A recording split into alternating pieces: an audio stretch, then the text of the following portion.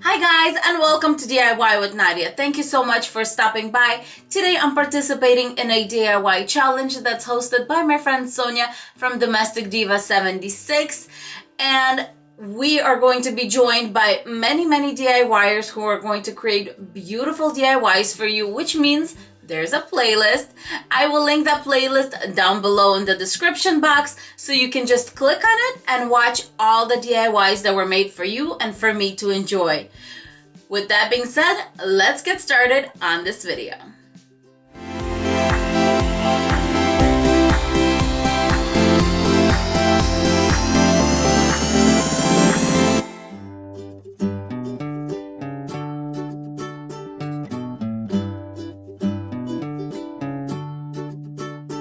For Peony's wreath, I will be using this green foam wreath from the Dollar Tree, and then I will be using 3 bushels of these beautiful pink peonies, and then 1 bushel of the white. The first thing I did was remove the peonies from the little stems and cut off the little tips.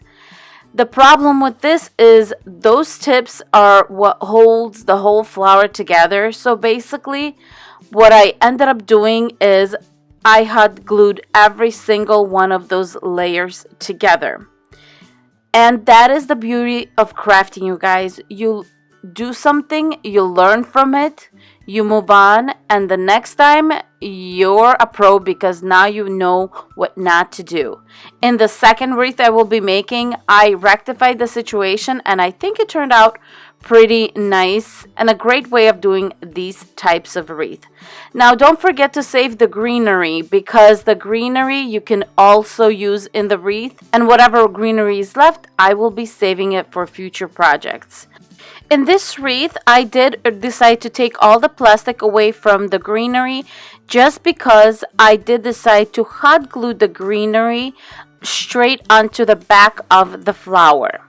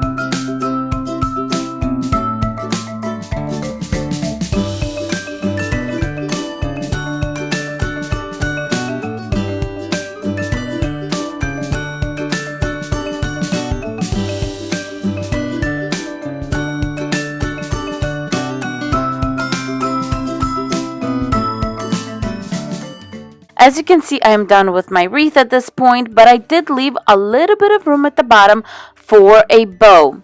Now, because my foam wreath is green, I needed to cover the area so it looks a little bit nicer. So I'm going to use the same ribbon that I'm using for the bow to cover that area up, and I absolutely love that about this ribbon.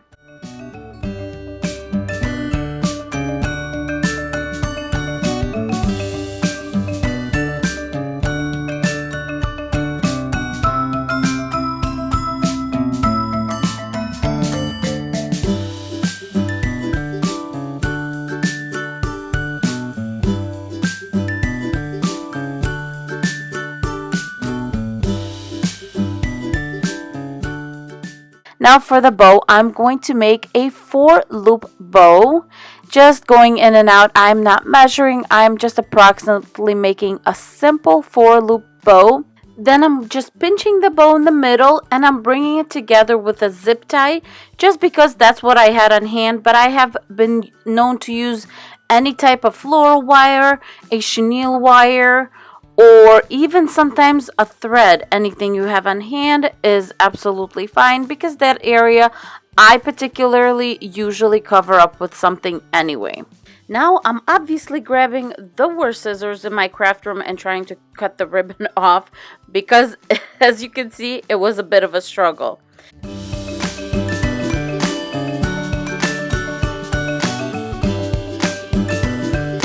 With the little extra piece that I cut off, I'm going to fold it in 3, and with the smooth side up, I'm going to wrap it around the middle of the bow and just hot gluing it in the back. I usually cut off 1 inch to 2 inches for this middle part of the bow, and this always depends on the thickness of my bow or the thickness of the ribbon that I'm using. So definitely you can measure, or usually just eyeing it works just fine. You're just cutting off a little piece. If it's too small, you cut off another one. If it's too big, you just overlap it in the back of the bow and cut off the excess.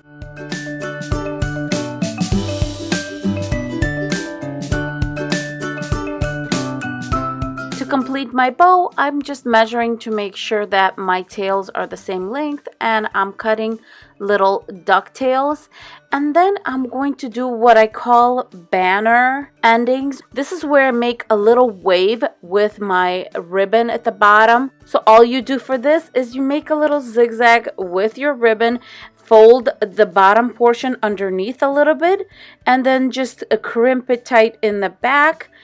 And that's it, and you have this beautiful bow.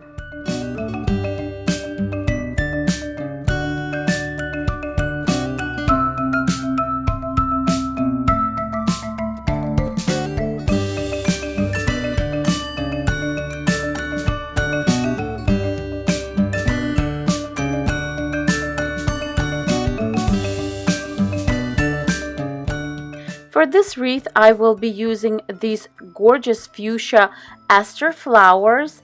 Also, I will be using Queen's Anne's lace, Carrot Savage bushels, and this foam wreath. Now here I'm showing that I'm going in a zigzag, and what I'm doing is I did not cut off the little edges from my flowers. What I'm doing instead is just putting the flower in and then hot gluing the edge of it. And as you can see, I'm poking the flower in and once again hot gluing right there. This zigzag design is very good when you're using smaller flowers. For example, I did not do that with my peony flowers because they were so huge. But with the smaller flowers, you do want to use the zigzag. This way you make sure that the sides are covered and on the inside it's covered. So when someone looks at this wreath, it looks completely full.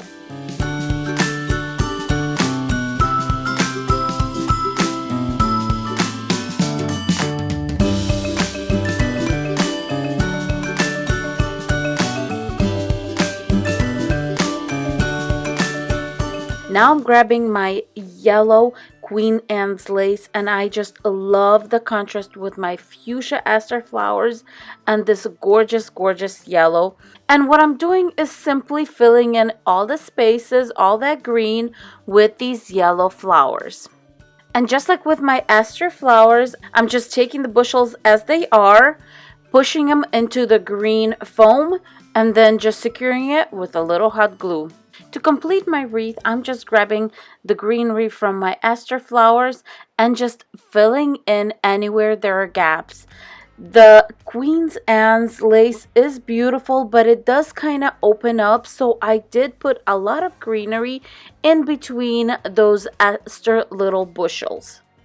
To hang this wreath, I decided to use some jute cord, and I just cut off about 7 inches, threaded through the wreath, and just tied it to make a loop.